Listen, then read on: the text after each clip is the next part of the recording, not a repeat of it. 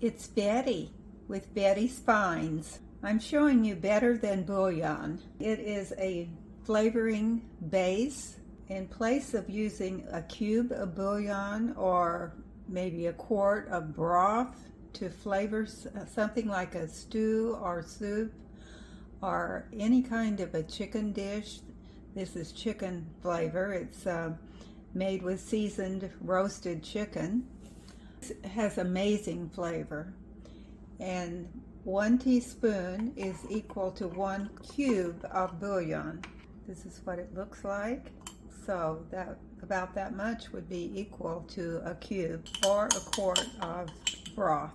The flavors are amazing, and this comes in many flavors. This is chicken, but it comes in beef. Add it to a beef roast as you're cooking it. It's just amazing flavor.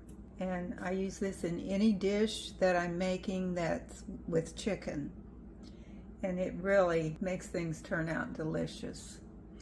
They have a mushroom base. They have several different kinds. And they're all good. Everything I've tried is just delicious.